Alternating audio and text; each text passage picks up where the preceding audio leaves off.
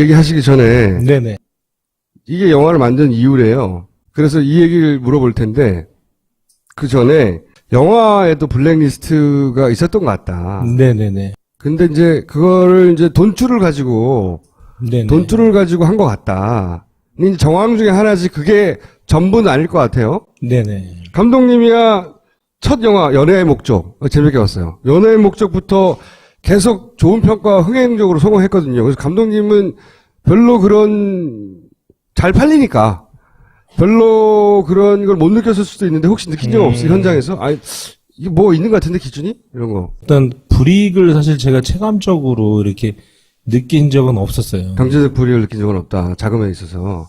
근데 이제 비슷한 거를 뭐 느낀 거는 저희 관상이라는 영화를 하고 이제 네, 관상.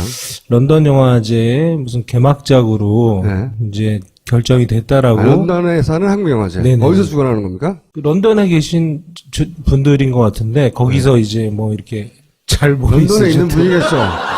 뭐 씨들이 있는 분들이 런던에 제가 살까? 네. 특별히 한국 영화만 집중적으로 틀어주는 주간 뭐 이런 거죠? 결론적으로 제가 못 갔기 때문에 정확하게 이제 잘 모르는데 하여간 문체부나 영진이 같은 데서 보통 그런 거 하죠. 네네. 그래서 그런가 보다 이제 런던에 가겠구나. 이제 안 가봤는데 되게 기분 좋아서 이렇게 기다리고 아유 좋아 그러면서 네, 근데 기대하고 있었는데 바뀌었다 그러더라고요. 이제 취소가 됐다. 그래서 개막작이었는데 네네네. 그래서 왜 그랬지 하고 우리끼리는 이제 답이 안 나왔어요. 그때는 뭐 교체될 이유가 없잖아요. 특별히 배우들하고 뭐 얘기한 거는 이게 역모에 대한 얘기라 뭐 좀 싫어하나 뭐 이런 그 자리에 박근혜 대통령이 참석하는 자리였죠. 네네네네. 그래서 뭐 그냥 우리끼리 뭐 사실 가도 되고 안 가도 되는 거니까 사실은. 근데 그 굳이 바꿀 게 뭐 있어? 뭐 이런 얘기 하다가 왜 그런 바꿨지? 얘기를 했는데 나중에 뭐 알고 보니까 이런저런 설이 있더라고요. 뭐 네. 거기 오시는데 뭐 조금 더 편안한 영화 뭐로 본인이 뭐 이런 얘기가 있다고도 하고. 대통령이 역모를 다룬 영화를 봐서는 안 된다고 생각하는 주변에 수석이 있었거나 뭐 여러 가지 그건 설이 송강호. 있어가지고. 또 송강호 뭐 그런 설도 있고, 하여간, 그때 당시에 그쪽 분들도 의아해하고, 뭐 따로 이유는 얘기를 안 해주시더라고요. 그래서, 제가 듣기로는 이런 썰도 들었어요. 거기 그 영화사 대표가 아름다운 재단에 기부를 박원순 아름재단 재단 기부하는 사람이어서 그랬다고 하는 왜냐면 이해가 안 가니까요. 설들을 찾는 거죠. 그리고 맞아요. 송강호 변호인에 출연했던 송강호 그 영화를 그렇게 싫어했대요. 네, 변호인을 굉장히 김기춘부터 싫어했대잖아요. 네? 그 송강호가 나왔기 때문이라는 얘기도 있고 이제 어쨌든 이해가 안 가는 일이 벌어졌는데 도대체 왜 그러는 거야 찾다 보니 아름다운 재단에 기부를 해서 그런가 송강호가 나와서 그런가 역모여서 그런가 이런 설들이 있었고 그런 정도 일을 겪었을 뿐이다. 감독님도 블랙리스트에 올라 있나요? 네네. 확인하셨어요? 네네. 그럼 감독님 때문에 바꿨을 수도 있네. 뭐, 그럴 수도 있고, 잘 모르겠어요. 감독 본인이 블랙리스트 당사자인데 그걸 빼먹고 얘기해. 감독님 생각하시기에 스스로 블랙리스트에 올라갈 만한 이유가 뭐가 있어요, 네. 진짜? 저도 잘 모르겠는데, 그러니까 그게, 우리 어머님이, 네. 어느 날 이제 문자가 오셨더라고요. 그래서 봤더니 오타를 치셔가지고 너 블랙리스트니? 이렇게 왔어요. 이제. 나는 이게 무슨 말인가 해가지고 무슨 말이세요? 하니까 아니 뭐 어디 아줌마들이 어머니 친한 분들이 걱정을 하셨대요. 블랙리스트에 올라갔다고? 네, 그래서 잘해야 된다 이렇게 얘기하셔가지고 잘해야 된다. 네. 잘 하겠다고 뭐 이렇게 얘기했어요. 김보엽 기자도 급하게 이 영화를 감독님이 나오신다고 그래가지고 최소한 영화는 보고 얘기를 해야 되지 않겠냐. 그게 예의가 아니냐 해서 어제 밤에 갔죠. 예, 어제 10시 반에 갔다가 1시 반에 1시 반에 보러 갔고 저도 이제 그 얘기를 듣고 나는 그냥 본 척 할게. 나는 게을러서 그렇게까지는 못해. 응? 제가 아까 얘기 다 해드렸잖아요. 주요 스토리는. 첫날 보고 온 사람이 저한테 문자를 보냈어요. 이 영화는 문재인 전 대표하고 안희정 도지사가 가서 봐야 된다고 나한테. 네네네. 근데 그 문자 왜 나한테 보냈어? 그쪽에 보내 알아서 하긴 했는데 그래서 왜 그걸 봐야 되냐 했더니 첫날 본 양반의 코멘트가 뭐였냐면 영화를 보고 있으면 노무현이 생각난다는 거예요. 나와요. 화면에. 아, 화면에 그렇구나. 뭔가 식물 울리는 장면, 그러니까 영화를 보고 나면 남는 게 있대요. 네네네. 노무현이 뭔가 자기 마음을 건드리는 게 있대요. 네네. 근데 제가 감독님을 모신 이유 중에 하나는 이거예요. 네네. 한국만큼 권력자들이 살고 좋은 나라가 있을까? 이 생각을 하다가 이 영화를 만들었다는 거예요. 네네. 이게 무슨 말입니까? 그러니까 제가 이렇게 어렸을 때는 이렇게 대통령, 전두환 대통령이나 이렇게 해외를 순방하시거나 이럴 때 막 꽃가루를 뿌리고 페트롤카를 타고 그런 퍼레이드를 했잖아요. 그렇죠. 맞아. 태극기 흔들러 학생들이 동원됐죠, 그리고. 그런 세대를 TV에서 보면서 또 형들은 막 데모하는 걸 보고 네. 뭐 이렇게 자랐었거든요. 데모 끝물이었네요. 네네네. 네. 그러다가 이제 뭐 김영삼 대통령이 되시고 전두환 대통령, 노무현 대통령이 이제 뭐 재판장에도 서고 이런 모습까지 보고 그리고 김대중 대통령을 처음으로 제가 이제 투표 나이가 돼서 네. 뽑아서 2002년 월드컵이 되고 네. 수많은 사람들이 이제 광장에 모이는 모습을 보고 아 정말 이제 세상이 좀 바뀌는구나. 40대 중반이시네, 지금? 네네. 네. 그리고 이제 노무현 대통령이 정말 되면서 뭔가 되게 뭔가 희망을 봤었어요. 이 나라가 이제 점점 좋아지고 있구나. 네. 근데 1년 만에 뭐 탄핵 위기에 처하고 결국 서거를 하는 모습을 제가 새벽에 이제 소파에 앉아가지고 잠이 안 와가지고 TV를 보고 나서 뭐 엄청 울었는데 뭐 서거날? 네네. 뭐 일주일 정도 뭐 우울증 같은 거에 좀 빠지고 아무것도 못 하겠더라고요. 그래서 왜 내가 이렇게 뭔가 팔배가 뭐 내가 사실 뭐 노사모나 어떤 이런 것도 아니었고 그냥 한 인간으로서 되게 그분을 응원했던 것 같아요. 그런 박탈감과 좌절감이 특별히 노상 활동 이런 거 한 적은 없다는 거죠? 네네네. 그냥 일반 유권자 중에 한 사람이었는데 네네 전혀 없었어요. 그래서 거기서 오는 느낌이 뭐였냐면 이게 내 착각이었구나라는 생각을 했어요. 세상이 바뀌었다는 것이 이 한국에는 어마어마한 기득권들이 있고 이들이 봤을 때 노무현 대통령의 당선은 하나의 오류이거나 아주 에러 같은 거구나. 그거를 아는 순간에 한국이 되게 다르게 보이더라고요. 사실은 겉으로는 뭔가 이렇게 되게 뭐 우리의 나라, 우리나라인 것 같지만 사실은 이들이 다 갖고 있는 그런 느낌을 받으면서 과연 이들의 삶을 좀 들여다보고 싶다. 그러니까 실제 대한민국을 움직이는 권력자의 눈으로 세상을 한번 보자. 네네네.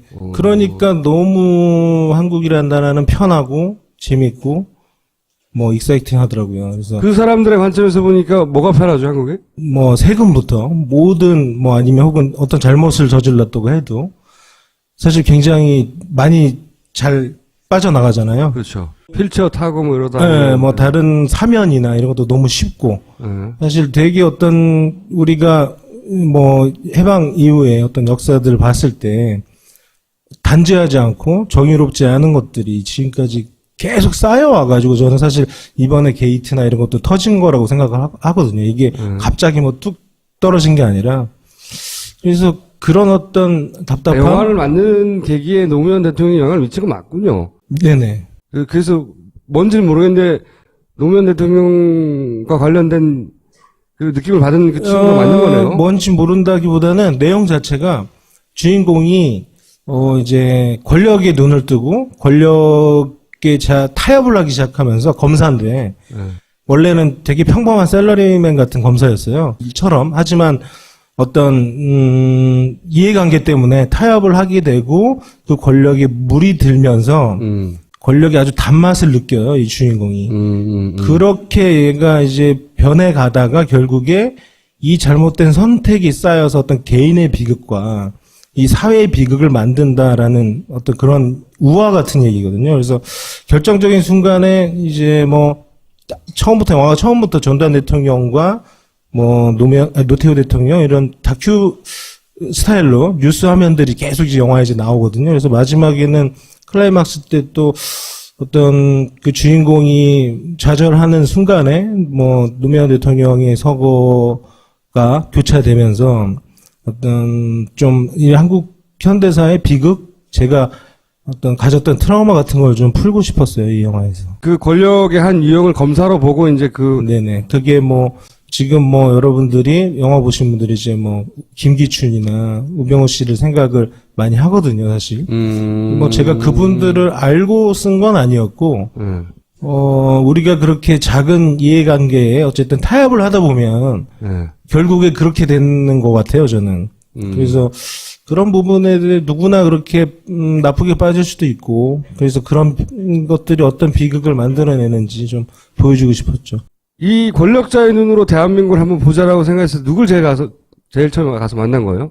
진짜 영감이 됐던 검사님은 계세요. 이문정 검사님이라고. 감찰 쪽으로 나오는 그분. 네네. 예, 영화에서 안희연이라는 캐릭터로 이제 이 멋진 남자들을 다 이제 잡아넣는 검사가 한 분, 여검사가 한 분 계신데, 그분 같은 경우는 진짜 취재를 하다가 이문정 검사님이라고 뭐 이렇게 신문을 봤어요. 그래서 너무 괜찮을 것 같아서 연락을 계속 드렸는데 연락이 안 되더라고요. 그래서 그냥 상상을 해서 썼는데,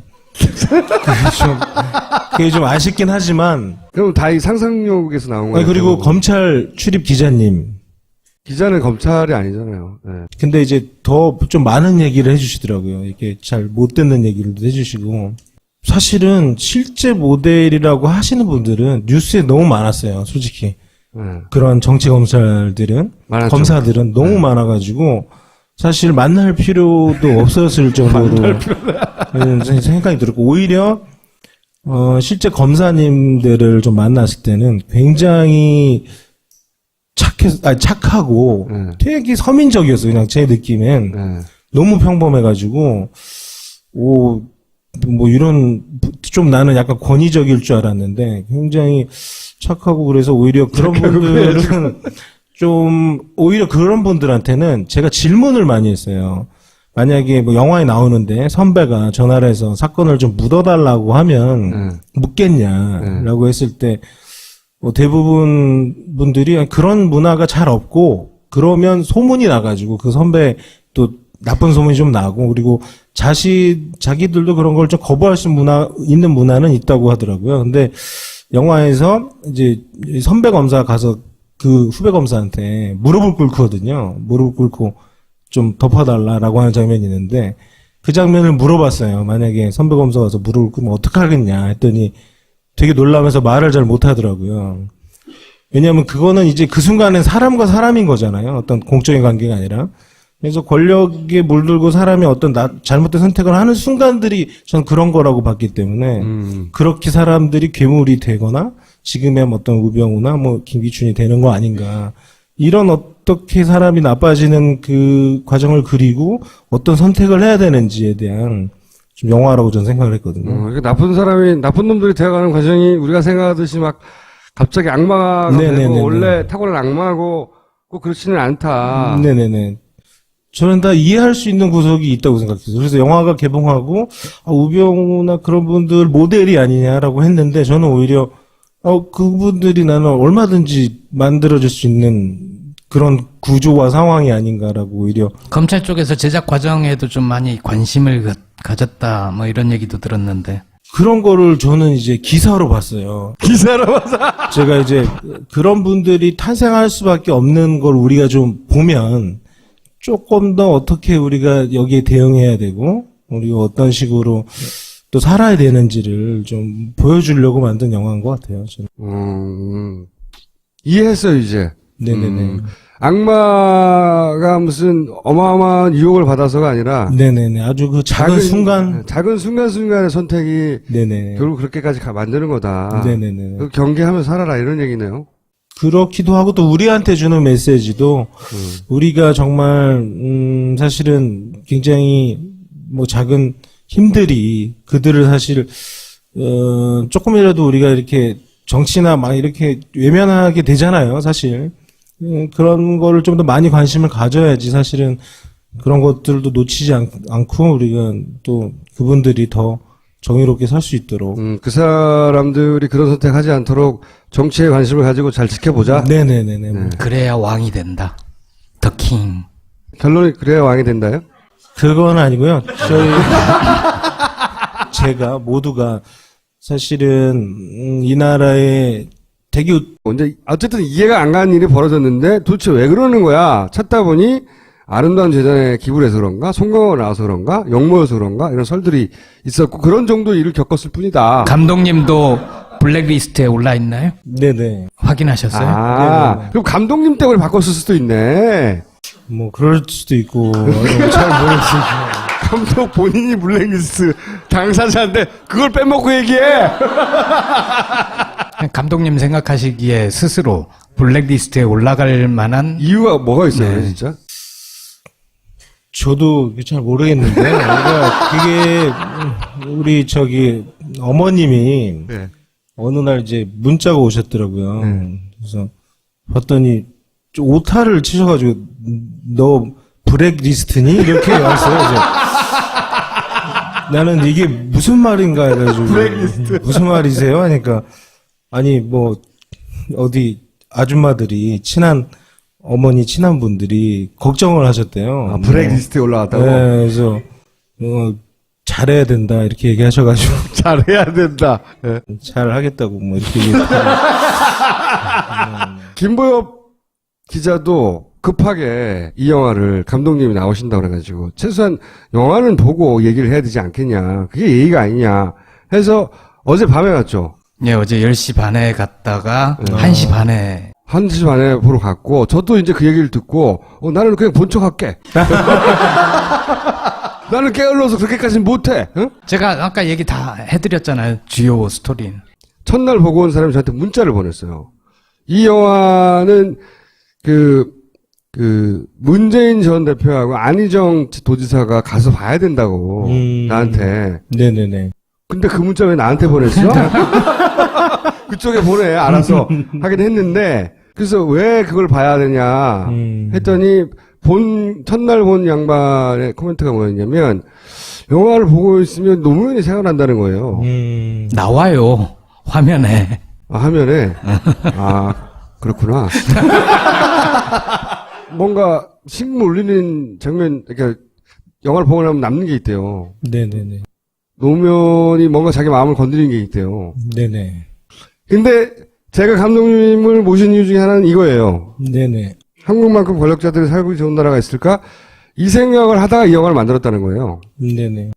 이게 무슨 말입니까? 그러니까 제가 이렇게 어렸을 때는 이렇게 전두환 대통령이나 이렇게 해외를 순방하시거나 이럴 때 막 꽃가루를 뿌리고 페트롤카를 타고 그런 퍼레이드를 했잖아요. 그렇죠. 맞아. 태극기 흔들러 학생들이 동원됐죠, 그리고. 그런 세대를 TV에서 보면서 또 형들은 막 데모하는 걸 보고 네. 뭐 이렇게 이제 취소가 됐다. 그래서 개막작이었는데. 네네네. 그래서 왜 그러지 하고 우리끼리는 이제 답이 안 나왔어요. 그때는 뭐 교체될 이유가 없잖아요. 특별히 관상이 배우들하고 뭐 얘기한 거는 이게 역모에 대한 얘기라 뭐 좀 싫어하나 뭐 이런 그 자리에 박근혜 대통령이 참석하는 자리였죠. 네네네네. 그래서 뭐 그냥 우리끼리 뭐 사실 가도 되고 안 가도 되는 거니까 사실은. 근데 굳이 바꿀 게 뭐 있어? 뭐 이런 얘기 하다가. 왜 그런 바꿨지? 얘기를 했는데 나중에 뭐 알고 보니까 이런저런 설이 있더라고요. 뭐 거기 오시는데 뭐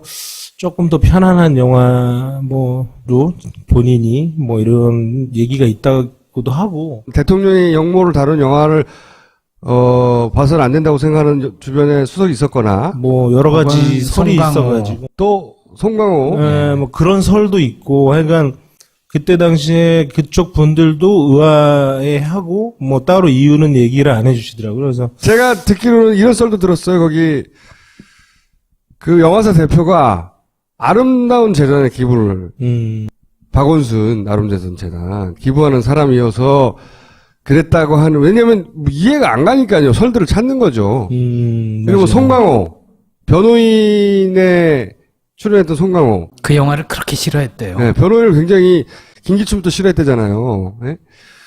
그 송강호가 나왔기 때문이라는 얘기도 있고 잘 왔었거든요. 대목 끝물이었네요. 네네네. 네. 그러다가 이제 뭐 김영삼 대통령이 되시고 전두환 대통령, 노무현 대통령이 이제 뭐 재판장에도 서고 이런 모습까지 보고 그리고 김대중 대통령을 처음으로 제가 이제 투표 나이가 돼서 네. 뽑아서 2002년 월드컵이 되고 네. 수많은 사람들이 이제 광장에 모이는 모습을 보고 아 정말 이제 세상이 좀 바뀌는구나. 40대 중반이시네 지금. 네네. 네. 그리고 이제 노무현 대통령이 정말 되면서 뭔가 되게 뭔가 희망을 봤었어요. 이 나라가 이제 점점 좋아지고 있구나. 네. 근데 1년 만에 뭐 탄핵 위기에 처하고 결국 서거를 하는 모습을 제가 새벽에 이제 소파에 앉아가지고 잠이 안 와가지고 TV를 보고 나서 뭐 엄청 울었는데 서거 날? 네네. 뭐 일주일 정도 뭐 우울증 같은 거에 좀 빠지고 아무것도 못 하겠더라고요. 그래서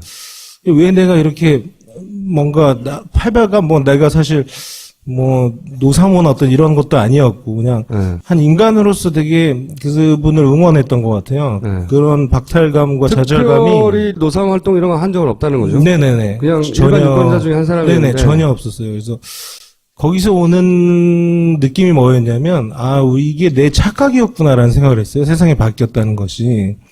이 한국에는 어마어마한 기득권들이 얘기하시기 전에 네네. 이게 영화를 만든 이유래요. 그래서 이 얘기를 물어볼 텐데 그 전에 영화에도 블랙리스트가 있었던 것 같다. 네네네. 근데 이제 그거를 이제 돈줄을 가지고 네네. 돈줄을 가지고 한 것 같다. 이제 정황 중에 하나지 그게 전부는 아닐 것 같아요. 네네. 감독님이야 첫 영화 연애의 목적 재밌게 봤어요. 연애의 목적부터 계속 좋은 평가 흥행적으로 성공했거든요. 그래서 감독님은 별로 그런 잘 팔리니까 별로 그런 걸 못 느꼈을 수도 있는데 혹시 느낀 적 없어요? 현장에서?